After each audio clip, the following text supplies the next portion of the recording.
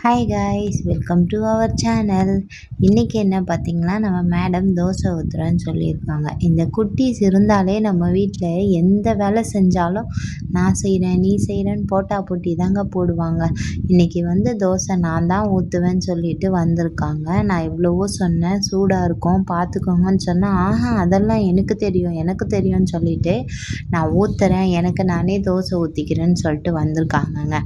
இன்றைக்கி அவங்களுக்கு பிளான் பண்ணது என்னமோ ஆப்பம் பால் தான். நான் தோசையை தான் பாப்பாவுக்கு ரொம்ப நாளாக ஆப்பம் சொல்லிவிட்டு பால் வந்து காய்ச்சி சர்க்கரை போட்டு கொடுத்துருவேன். அவளுக்கு ஆப்பம் பால்னால் அப்படி தான் தெரியும், நான் அப்படி தான் பழகியிருக்கேன்.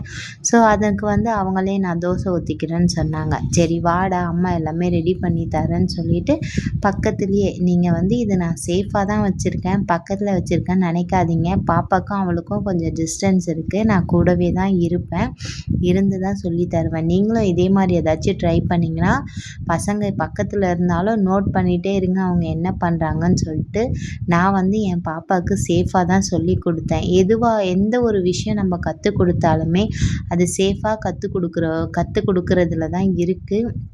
அதுக்காக குழந்தைக்கு இப்பயே எல்லாத்தையும் கற்றுக் கொடுக்குறோம், சூடு வச்சுக்க போகிறாங்க அப்படின்லாம் இல்லை. எல்லாமே வந்து நம்ம கொஞ்சம் கொஞ்சம் சொல்லி தான் கொடுக்கணும். நம்ம ஏன்னா பக்கத்தில் தானே இருக்க போகிறோம், ஏதோ வந்து ப்ராப்ளம் வராமல் நம்ம பார்த்துக்கலாம். அப்படி தான் வந்து நான் பாப்பாவுக்கு எல்லாமே சொல்லி கொடுப்பேன். இதுன்னு இல்லை, பாத்திரம் விளக்குறதுலேருந்து வீடை பெருக்கிறது எல்லாமே கொஞ்சம் கொஞ்சம் சும்மா லைட்டாக அவங்களுக்கு தெரியாது. பட் இருந்தாலும் நம்ம சொன்ன உடனே எடுத்து செய்கிறதுக்கு தெரியணும் இல்லையா, அதுக்கு நான் பாப்பாவை பழகி வச்சுருக்கேன். அப்படி தான் மேடம் வந்து தோசை ஊற்றுறேன்னு சொன்னதும் சரி வாங்க நான் பக்கத்தில் இருப்பேன், அப்போ தான் ஓகேனா நான் வந்து உங்களுக்கு சொல்லித்தரேன்னு சொன்னேன். ஓகேன்னாங்க. அதுக்கப்புறம் நான் பாப்பாவை மேடையிலே உட்கார வச்சு நானும் பக்கத்துலேயே நின்று அவங்கள மாவு ஊற்ற சொல்லிவிட்டு நானும் அவங்களுக்கு தோசை எப்படி ஊற்றுறது, எப்படி ஆயில் போடுறது, அதை வந்து திருப்பி போடுறதுக்கு தான் பாப்பாவுக்கு எப்பயுமே ரொம்ப பிடிக்கும். அந்த மாவு ஊற்றுறதும் அதுக்கப்புறம் அந்த திருப்பி போடுறதும் தான் அந்த மேடம் லைக் பண்ணி செய்வாங்க. அதை நானே எடுக்கிறேன்னாங்க, ஏன்னா அது ஹீட்டு, அதனால நானும் கை பிடிச்சி கொஞ்சோன்னு சொல்லி கொடுத்தேன்.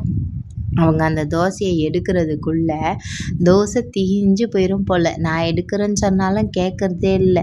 இந்த குட்டீஸ்லாம் ஏன் தான் நான் செய்கிறேன்னு இப்போ எவ்வளோ வேலை வேணாலும் செய்வாங்கங்க. ஆனால் ஒரு கட்டத்தில் வளர்ந்த பிறகு நீங்கள் நோட் பண்ணி பாருங்கள், அம்மா எனக்கு கை வலிக்குது கால் வலிக்குது நீ செய்யுமா அப்படின்னு சொல்லிட்டு அவங்க அப்பா கிட்ட போய் கம்ப்ளைண்ட் பண்ணுவாங்க.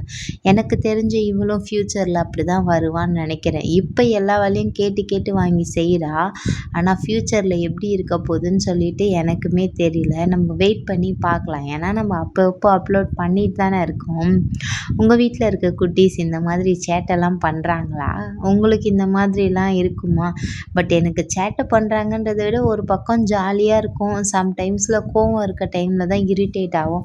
பட் குழந்தைங்கன்னா அப்படி தானே, கொஞ்சம் சந்தோஷமும் கொஞ்சம் கஷ்டமும் எல்லாமே கலந்து தானே கொடுப்பாங்க. பட் எனக்கு இது ஓகேவாக இருக்குது. நீங்களும் உங்கள் பசங்களுக்கு முடிஞ்ச வரைக்கும் எவ்வளோ வேலை சொல்லி தர முடியுமோ சின்ன சின்னதாக, பெருசாக நான் சொல்லலை, வளர வளர அவங்க கற்றுப்பாங்க. சின்ன சின்ன வேலையெல்லாம் சொல்லி கொடுங்க. அது வந்து நம்மளுக்கு இப்போ தெரியாது, நம்ம இப்போ விட்டுட்டோன்னா ஃப்யூச்சரில் அவங்க எதுவுமே செய்ய மாட்டாங்க. அதுக்காக நம்ம இப்போ கொஞ்சம் கொஞ்சமாக சொல்லி கொடுத்து வச்சுருக்கணும். நான் அப்படி தான். இப்போ அவங்க தோசை ஊற்றுனதை நான் காமிச்சேன், எப்படி இருந்துச்சுன்னு பார்த்தீங்களா? அவங்களுக்கு 2 தோசை தான் சாப்பிடுவாங்க.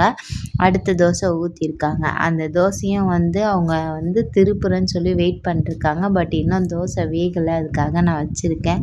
இதுக்கு நடுவில் நாங்கள் கொஞ்ச நேரம் விளையாடிட்டு இருந்தோம். அந்த விளையாட்டை நீங்களே கொஞ்சம் பாருங்களேன். நம்ம வந்து பசங்களை ஏதாச்சும் தப்பு பண்ணால் சூடு வச்சிருவேன்னு பயம்புறுத்துருவோம்ல, அதே மாதிரி என்னையும் அவங்க பண்ணிட்டு நான் சூடு வைக்கவா சொல்லிகிட்டு இருந்தாங்க. ஆனால் அதில் அவ்வளோவா சூடு இல்லை, ஏன்னா லைட்டாக நம்ம முனையில் வச்சு தானே திருப்புறேன். அதில் என்ன இந்த மாதிரி பண்ணும்போது குழந்தைங்களுக்கு அது ஒரு ஜாலியாக, அது ஒரு விளையாட்டை, நம்ம சும்மா ஆக்டிங் தான் பண்ணுறோம். பட் அவங்களுக்கு அது பிடிச்சிருக்கு. என் பாப்பாவுக்கும் அது ரொம்ப பிடிச்சிருக்கு.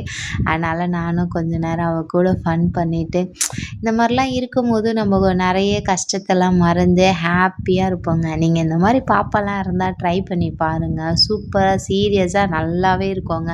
நீங்கள் செய்கிற வேலையுமே வந்து தெரியாது. பாப்பாவுக்கும் நம்ம எல்லாமே சொல்லி கொடுத்த மாதிரி இருக்கும். எப்படியோ ஒரு வழியாக நாங்கள் 2வது தோசையும் ஊற்றிட்டோம். அந்த தோசை எப்படி வந்திருக்குன்னு தெரியல, நான் தூக்கி காட்டுறேன் பாருங்கள். மேபி நல்லா வந்திருக்கோம் தான் ட்ரை பண்ணுறேன். இதே மாதிரி இந்த வீடியோஸ்லாம் உங்களுக்கு பிடிச்சிருந்தா நம்ம சேனலை லைக் பண்ணுங்கள், சப்ஸ்கிரைப் பண்ணுங்கள், கமெண்ட் பண்ணுங்கள். முடிஞ்ச அளவுக்கு வந்து பாப்பா எல்லாரையுமே சேஃபாக வச்சு பார்த்துக்கோங்க.